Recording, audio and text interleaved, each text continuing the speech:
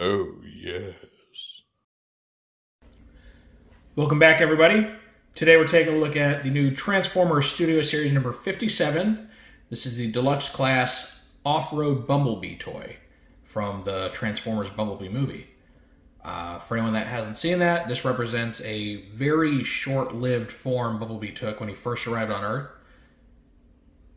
He scanned one of the military Jeep vehicles in order to transform and escape from the military guys that were shooting at him. And he kept this form for all of several minutes, honestly, before being badly damaged and his automatic systems kind of kicking in and transforming him to his more recognized Volkswagen Beetle mode.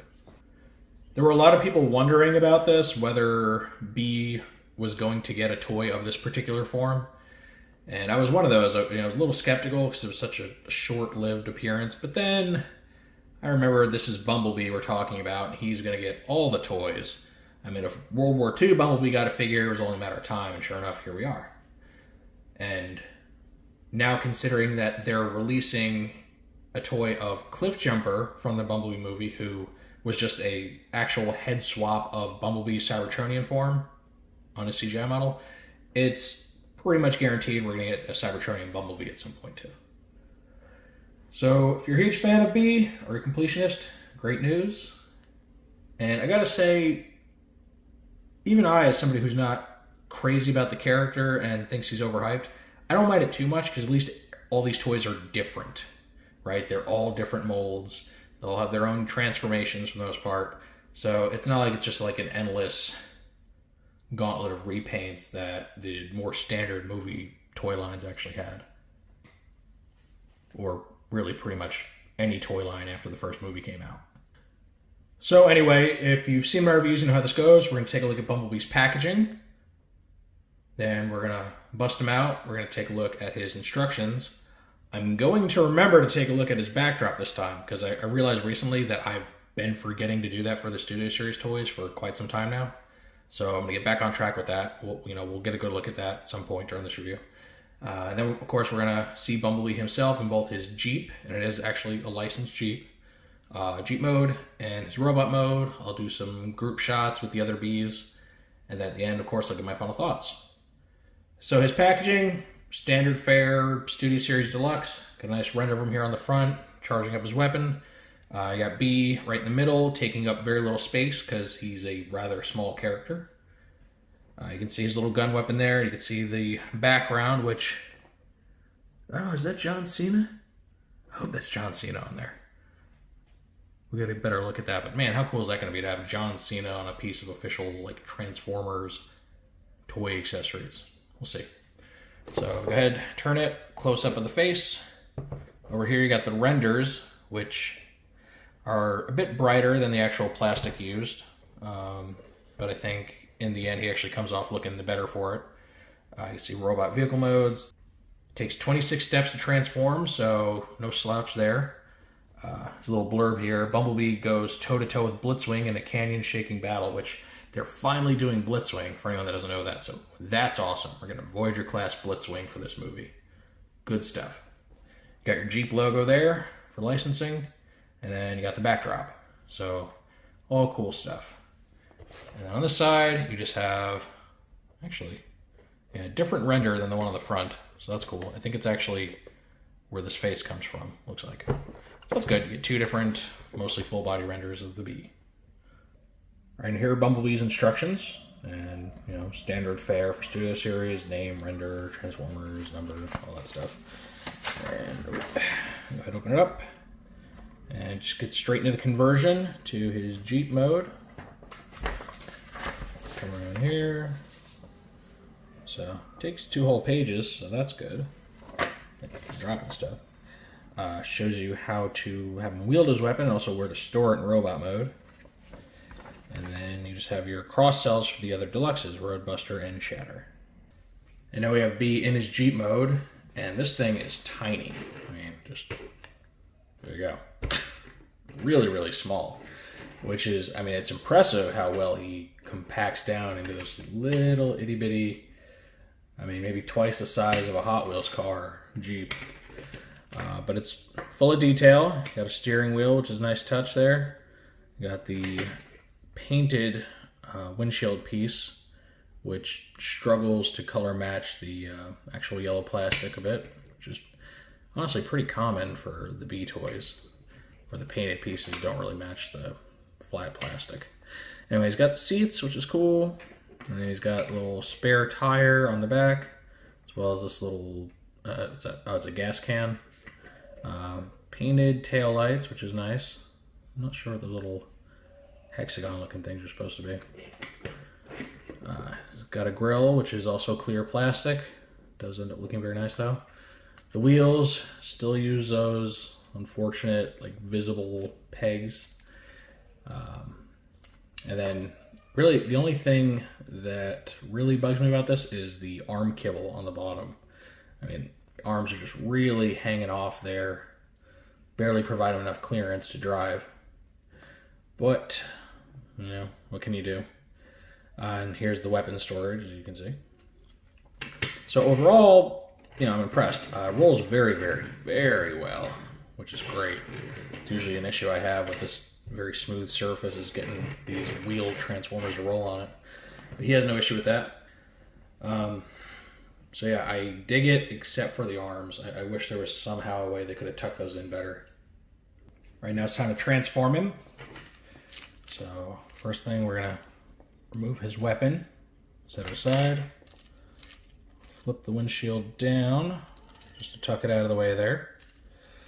I'll lift his arms up, just kind of keep him out of the way. I'm gonna separate the legs, which are being held together right there, you can see. So there you go. Kind of get them loose from each other. I'm gonna fold these pieces down, get them out of the way.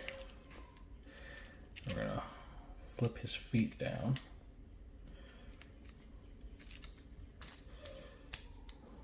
Make sure you got the clearance here. It's like a 2-hinge kind of operation. So, break them loose, flip them down. There we go. Go ahead and fold these seats all the way down. Open these up, kind of get them out of the way. Now these little wheel panels, you're just gonna flip them all the way around like so. Then bring the wheels in, bring these down, and you should get it looking like that.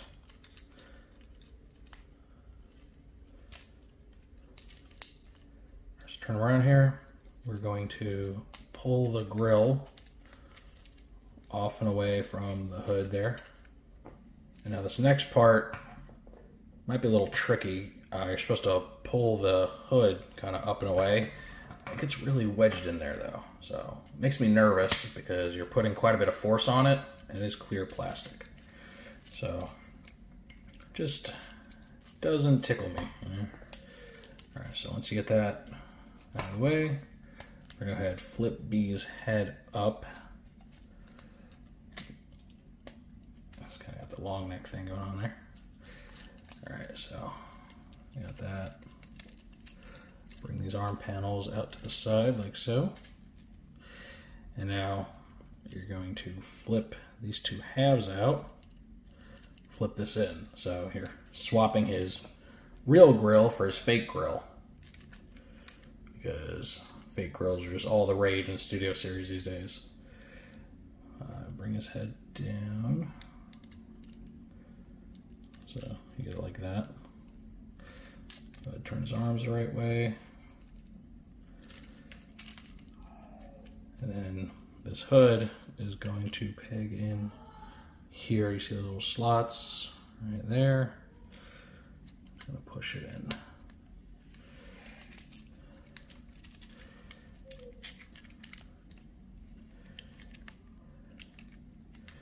Now we need to turn the feet around like so. And here we are. Here is Bee in his robot mode. And one thing I really like about this, it has a very clean, compact design, especially for a Bumblebee toy where he usually has a ton of kibble hanging off his back. He just looks like an action figure. He's got really great proportions, very posable. He's got the waist articulation, which is nice. You know, hips, knees. He's even got his feet on ball joints, so lots of posability there in the feet. The head is on kind of a complex joint. It rotates and then also can lift up a bit, but it's also, it kind of has a tendency to lock in one position. So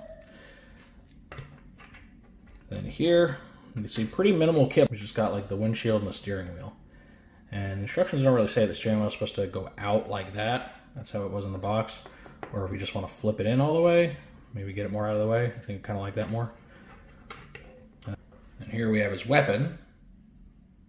And first I'll show you where to store it. So the peg that it has to go in his fist has a little slot right there in the middle, which lets it just kind of clip onto the hood here in the back. However, I am not crazy about that because it's putting a lot of friction, a lot of scraping on this painted surface. So I don't plan on utilizing this beyond right now, just because you know, it's going to scrape the paint off eventually. So to have him wield it, it just kind of plugs over his fist like that, kind of like the last Bumblebee did, to give the illusion of a swappable arm cannon, which I gotta say, while less authentic, is a lot less of a pain to transform than the ones where you actually replaced his hand and stuff. A lot easier. So yeah, there he is looking battle ready, and I like him. I really like the way his robot mode turned out. This is definitely one of my favorites. Now, because I promised I'd show it off this time, here is the background. And I gotta say, I'm very disappointed.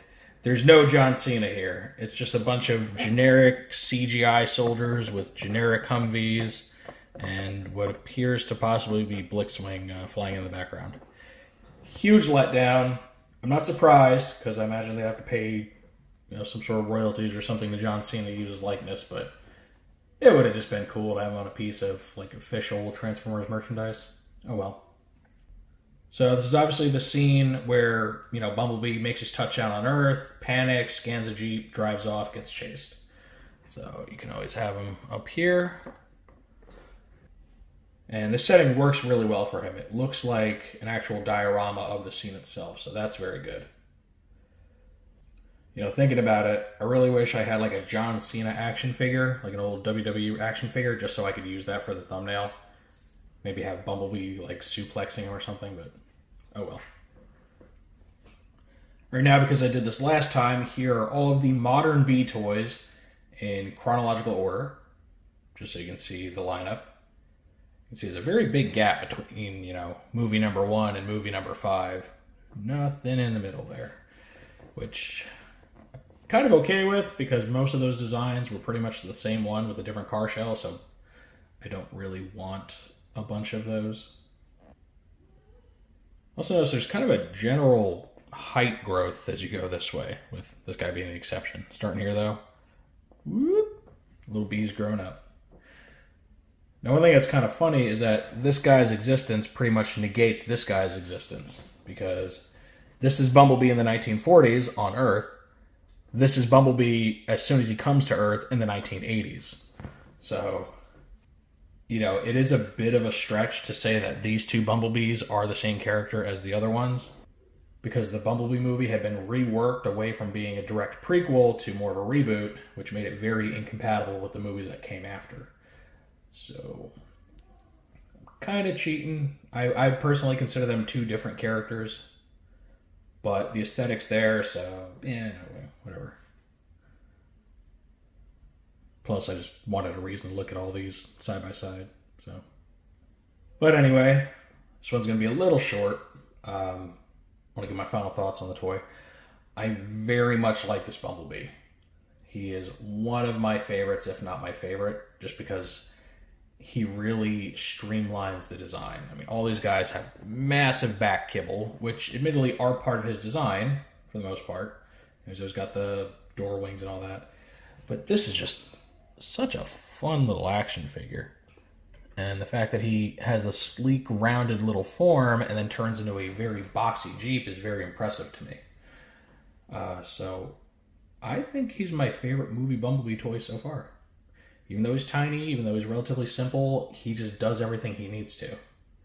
He looks like a scout, which is what Bumblebee's supposed to be. Whereas you get to the later incarnations and he looks more like a big burly warrior. And you'll notice they also made him a lot more aggressive as the movies went on. So they kind of drifted away from his kind of character archetype a bit. So yeah, I'm happy I picked this guy up. He's probably my favorite figure in the new Deluxe Wave, which is crazy hearing myself say because it's a Bumblebee toy and I'm so sick of Bumblebee toys. But yeah, I think he's a lot of fun. They just started showing up at Walmarts and stuff recently, so if you happen to be out for grocery shopping, because a responsible adult isn't going to go to a grocery store right now for toy shopping, just want to put that out there. But if you happen to be at Walmart and you swing by the toy section, you may be lucky enough to find this guy along with his wave mates. I'd pick him up. He is really, really fun. But of course, I have to throw out my usual disclaimer that is only my opinion. What do you all think of this toy? Have you had a chance to experience it yet? Do you enjoy him as much as I do? Or do you think he's maybe more flawed? Do you even want to pick up another Bumblebee toy? Or are you a little sick of all the bees? I'd love to know what you all think in the comments section. If you enjoyed this little review, make sure to give it a thumbs up. If you want to see more videos like this or any of my other content, make sure to subscribe, hit the notification bell so you always get a heads up when I post something new. And thank you for joining me for this relatively quick look at the new Bumblebee toy. And with all that said, I will see you next time.